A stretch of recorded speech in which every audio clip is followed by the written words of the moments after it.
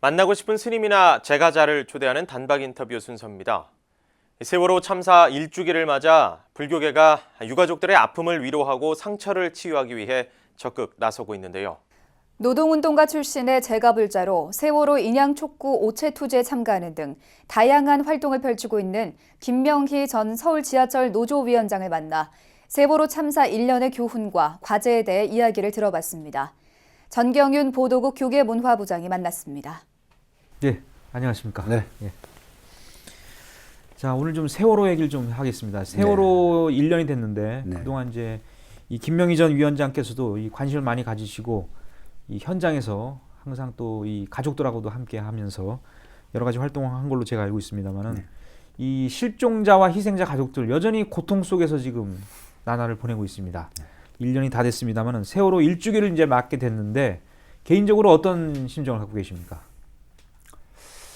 한마디로 참담하고 안타깝습니다. 참담하다는 것은 세월호 대참사에 대한 정부의 조치, 즉 진상 규명과 선체 인양이라는 두 가지 과제에 대한 정부의 소홀한 대응, 이런 것 통해서 참담함을 느끼고요. 안타까움이라면은 그런 대참사에 대한 우리 국민들 또 아니면 우리 종교인들 또 제가 믿고 따르는 이 불교도들의 대응이 물론 시간은 많이 흘러서 1년이 경과했습니다만 무관심과 망각의 늪으로 빠지는 게 아닌가 싶어가지고 전혀 문제 해결된 것은 없음에도 불구하고 현재 상태를 본다라면은 안타깝게 그지없습니다. 예. 지금 광화문 광장에 아직도 많은 또 가족들이 있고 민주주의 불자의 민불동지회라고 있습니다. 이 제가불자 단체인데 그 회원들과 함께 이 김 전 위원장께서도 이제 1인 시위도 최근에 하셨고. 네. 예. 근데 이제 그 민불동지회하고는 어떻게 이렇게 함께하게 됐습니까? 저는 이제 불자이기는 합니다만 주로 제가 활동해왔던 영역은 노동운동 쪽이었기 때문에 불교계 내에서 활동하시는 분들과의 관계는 사실 제가 이렇게 원만치 못했기 때문에 이번 기회에 민불회라든지 또 참여불교 제가연대라든지 최근에 발족된 바른불교 모임이라든지 이렇게 중생들의 문제에서 관심을 좀 갖는 제가 단체들에게 제가 이제 공식적 제안도 좀 했고 함께 세월호 문제에 집중하자는 의견을 제출해서 함께 지금 하고 있습니다. 네. 자, 지난 1년간 이 조계종을 비롯해서 불교계가 상처를 좀 치유하고 여러 가지 구호 활동도 활발히 하고 여러 가지 다양한 활동들이 있었는데 불교계의 이런 노력들에 대해서는 어떻게 평가하십니까? 당연히 불교계가 중생구제의 원력으로 당연히 저는 해야 된다고 보고 있고요. 물론 많은 분들이 애를 쓰신 걸로 제가 알고 있습니다. 다만 이제 그럼에도 불구하고 여전히 현실적으로 1년여 동안 노숙으로 하고 있는 유가족들의 아픔을 달래고 또 전혀 진전되지 않고 있는 진실을 밝히는 데 있어서는 보다도 적극적이고 지속적인 활동이 저는 필요하다고 이렇게 생각하고 있습니다. 예. 자, 세월호 사건 정말 큰 사건이었고요. 이 사건으로 인해서 많은 분들이 상처를 입었고 이 국민들이 또 하나로 되기 위해서는 빨리 또 이게 치유가 돼야 할 텐데 그래서 종교계의 역할이 중요하다. 그런 얘기들이 많습니다. 어떻게 보십니까? 종교계가 어떤 역할을, 어떤 영역, 어떤 부분에서 책임을 해야 된다 이렇게 보십니까? 예. 물론 이제 그거는 종교계의 지도자 역할을 하시는 분들께서 많이 고민하고 계시겠습니다만 저는 이제 지난해 프란치스코 교황께서 오셔가지고 고통 앞에 죽는 영은 없다 이런 말씀이 저는 세월호 대참사에 대해서 우리 국민들에게 주는 전 교훈이고 큰 가르침이라고 저는 생각을 합니다.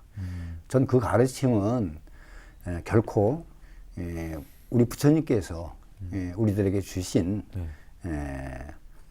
그 지혜와 자비를 두 축으로 하라는 불교적 실천의 이 내용과도 아주 적절하게 잘 맞는 그 가르침이라고 보고요. 저는 뭐 불교를 포함해서 여타 종교들에서도 그 가르침에 저는 전혀 그 차이가 없다고 저는 생각을 합니다.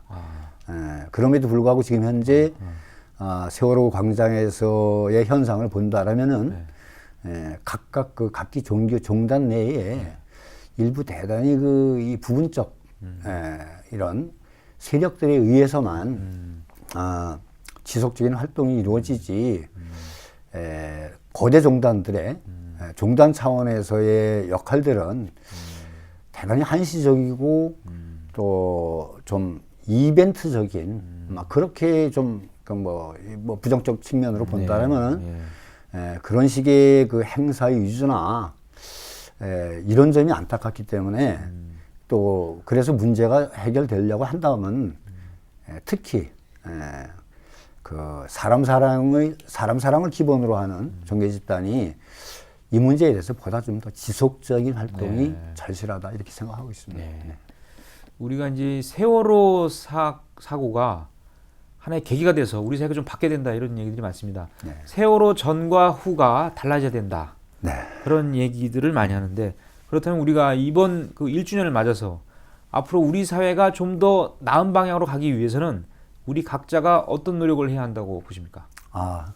이제 각자 당연히 이제 지금 당면한 과제 뭐 세월호 대참사 말고도 있겠습니다만 어쨌든 이 어린 생명들을 포함한 그 304위의 대참사는 이건 뭐 전무후무한 이런 사건이고 있어서 안 되는 사건인 거죠. 이런 사건에 대해서 다시 한번 국민들이 안전에 대한 각성이 좀 필요하다고 보고요. 그렇지만 이 사고라는 것이 대형 참사라는 것이 개인의 안전의식 갖고만은 해결될 수 없는 것이죠. 그래서 책임 있는 국가기관, 국가적인 이런 측면에서 보다 저 제도적이고 이런 그 근본 대책이 제시돼야 되고 그 근본 대책이 제시되기 위해서는 먼저 이 대참사의 진상이 온전히 규명돼야 되는 거죠. 그래서 우리가 이제 이런 전설을 다시 밟지 않겠다라는 전 국민적 의식 전환의 계기로 이루어지지 않는다면 전 이후에도 제2, 제3의 세월호는 있을 수 있다라는 이런 그 우려를 갖고 있습니다. 과거에도 뭐 여러 사고가 많았죠. 뭐 삼풍백화점이라든지 서해 페리오 사고라든지 뭐 여객기 추락 사고도 있었습니다만은 항상 나오는 것이 뭐 인재다 이렇게 말하지 않습니까? 이번 사고도 아직까지 정확하게 뭐 밝혀진 건 아니겠습니다만은 이번 세월호 사고의 본질, 배경, 원인 이런 거는 어떻게 생각하십니까? 저는 뭐 그 세월호 대참사의 근본 원인은 저는 그 이사의 권력과 자본의 생명 경시 풍조가 저는 그 본질이라고 저는 생각을 합니다. 이게 이제 뭐 여러 가지 드릴 말씀이 많습니다만 사고 이후의 문제만 보더라도 사고 이후의 대처만 보더라도 전 국민들이 많이 그 공감하시다시피 그 진상규명이 전혀 진전이 없거든요. 여야 합의로 그 합의된 지난해 합의된 특별조사위 활동조차도 최근에 이제 시행령 잘못된 시행령을 정부가 발표함으로 계획함으로 인해서 지금 반발에 부딪혀서 아예 시행령이 발표는 안 됐습니다만 어쨌든 그 허접한 특조위의 조사 권한조차도 그 무효화시키려고 하는 것이 그 시행령의 본질이거든요. 그렇다면은 일주기가 다가왔는데도 여전히 대형 참사에 대한 진실을 은폐하고자 한다라면은 이후에 그 우리 국민들이 염원하는 안전사회 건설은 뭐 영원한 것이고 저는 그래서 오히려 전 국민들이 이번 기회에 더 관심과 불자들의 더 적극적인 행동을 통해서 반드시 성역 없는 진상 규명이 이루어질 수 있도록 관심을 갖는 것만이 세월호 이후를 대비하는 우리 국민들의 지혜이고 불자들의 지혜가 아닐까 이렇게 생각하고 있습니다. 예, 알겠습니다. 자, 세월호 일주기를 맞아서 오늘 여러 가지 얘기를 나눴습니다. 오늘 말씀 대단히 고맙습니다. 네, 감사합니다. 예.